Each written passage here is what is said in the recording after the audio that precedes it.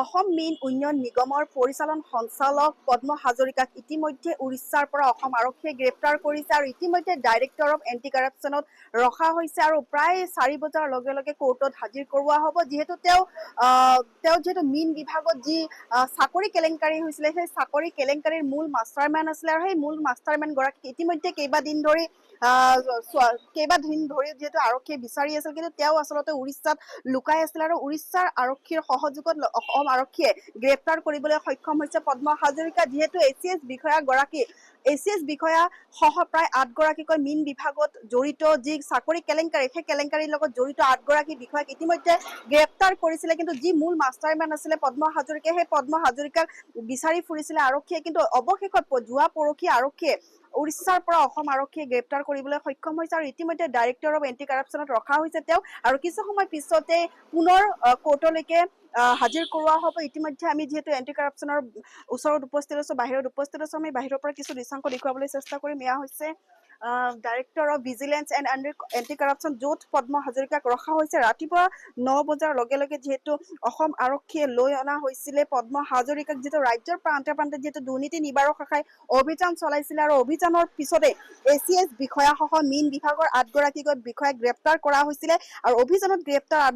8জন বিষয়া কৰ্মচাৰীক ইতিমধ্যে মীন বিভাগত অবৈধভাৱে হোৱা নিযুক্তি কেলেংকাৰীক লৈ এই তদন্ত হৈছিল আৰু প্ৰায় 70 গৰাকী প্ৰাৰ্থীক অবৈধভাৱে দিছিলে নিযুক্তি আৰু গুৱাহাটী নলবাৰী ধুবুৰী মৰিগাঁও জিলাত অভিযান চলাইছিলে আৰু গ্ৰেপ্তাৰত মীন উন্নয়ন নিগমৰ প্ৰাক্তন এমডি অনুৰাধা অধিকাৰী শৰ্মাকো ইতিমধ্যে গ্ৰেপ্তাৰ কৰা হৈছিলে লগতে প্ৰাক্তন কাৰ্যবাহী অভিযন্তা জ্যোতিষ শইকীয়া বিৰিঞ্চি অধিকাৰীক গ্ৰেপ্তাৰ কৰা হৈছিলে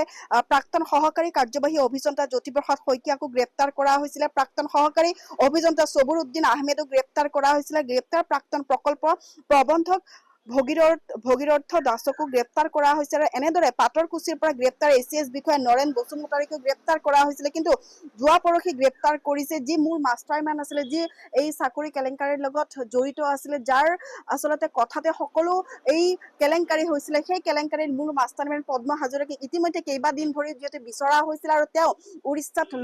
পলায়ন কৰা হৈছিল আৰু পলায়নৰ পিছতে ইতিমধ্যে অসম আৰক্ষীয়ে এই পদ্ম হাজৰিকাক যোৱা পৰহি গ্ৰেপ্তাৰ কৰিছিল আৰু আজি গুৱাহাটীত director of vigilance and anti কাৰাপশ্যনত যিহেতু তেওঁক ৰাতিপুৱা 9 বজাৰ লগে লগে অনা হৈছে আৰু কিছু সময় পিছতে হয়তো তেওঁক কোৰ্টলৈকে হাজিৰ কৰোৱা হ'ব আৰু গুৱাহাটীলৈ অনা হ'ল এই মীন বিভাগৰ প্ৰকল্প সঞ্চালক পদ্মকান্ত হাজৰিকা আৰু উৰিষ্যাৰ পৰা অসম আৰক্ষীয়ে গ্ৰেপ্তাৰ কৰিছিলে হাজৰিকাক 4 দিনৰ ট্ৰানজিট ৰিমাণ্ডৰ হাজৰিকাক জেৰা কৰিব আৰক্ষী আৰু ইতিমধ্যে আমি ইয়াৰ পৰা কিছু যিহেতু দৃশ্যাংশ দেখুৱাবলৈ চেষ্টা কৰিছো আমি যিহেতু আৰু এটা কথা উল্লেখ কৰিব লাগিব যে আমি যিহেতু যোৱা কেইবাদিন ধৰি পদ্ম হাজৰিকা যি পলায়ন কৰি থকা যি আচলতে যি আমি যিহেতু বাতৰি সম্প্ৰচাৰ কৰি আছিলো আৰু অৱশেষত যিহেতু যোৱা পৰহি উৰিষ্যাৰ পৰা অসম আৰক্ষীয়ে গ্ৰেপ্তাৰ কৰিছে পদ্ম হাজৰিকা যিহেতু আজিৰ দিনত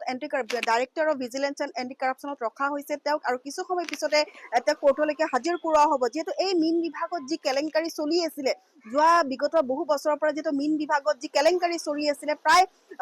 প্ৰায় যি বৰ্তমান উঠি অহা প্ৰজন্ম যিয়ে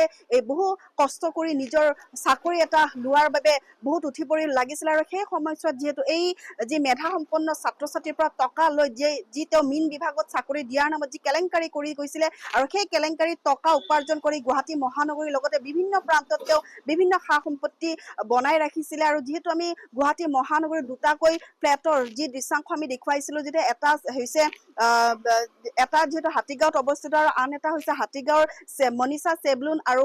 এনেদৰে দুটা যি আচলতে তেওঁৰ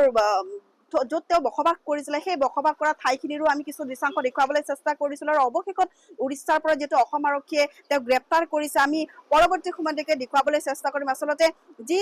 অভিযান যে আচলতে anti corruption director of vigilance and anti কাৰাপশ্যনে যিদৰে দুৰ্নীতি নিবাৰক শাখাই ইতিমধ্যে বহুতকে গ্ৰেপ্তাৰ কৰিছিল আৰু কিন্তু এই ক্ষেত্ৰত পদ্ম হাজৰিকাকো যিহেতু গ্ৰেপ্তাৰ কৰিবলৈ সক্ষম হৈছে আৰু পৰৱৰ্তী সময়ত তেওঁক কিদৰে ব্যৱস্থা কৰা হ'ব বা তেওঁৰ এই যি তদন্তত তেওঁ কেনেদৰে স্বীকাৰোক্তি কৰে সেয়া কিন্তু পৰৱৰ্তী সময়তহে লক্ষণীয় হ'ব আমি পৰৱৰ্তী সময়লৈকে দেখুৱাবলৈ চেষ্টা কৰিম চাই থাকিব এনি ভাৰত 24